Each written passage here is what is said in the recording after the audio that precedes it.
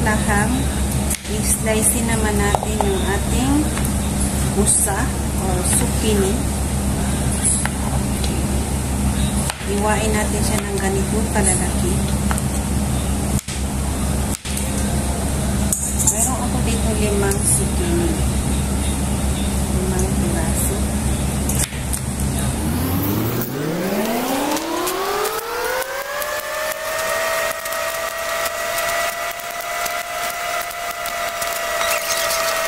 Pagkatapos natin lutuin ng 30 minutes yung ating lahang, ngayon ilagay na natin yung ating usa. Ilagay na natin yung ating usa.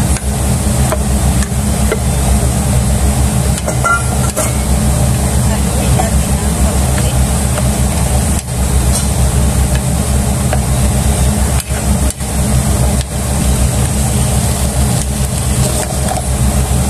Atin hanggang sa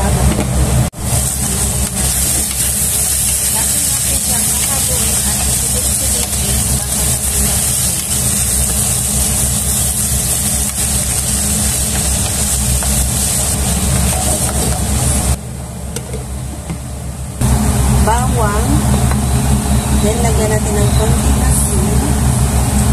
Ang ginamit kong bawang ay isa, 1/4, isang piraso bawang, yogurt, dalawang piraso,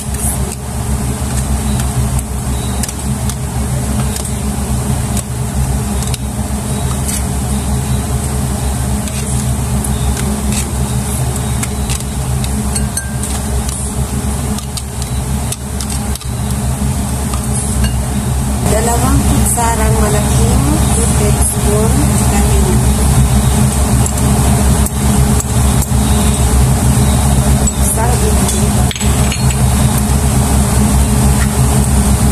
Tablespoon corn flour. 4 cup na tubig. Haluin natin ng mabuti.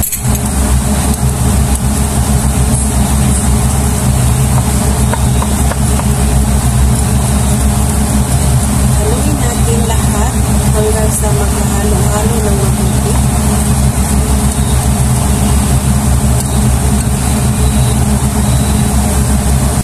Bismillah, ilagay na natin ang ating rock.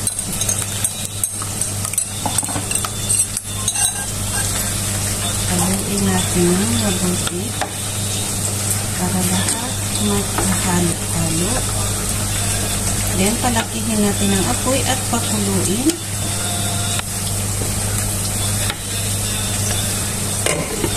Ating dry meat.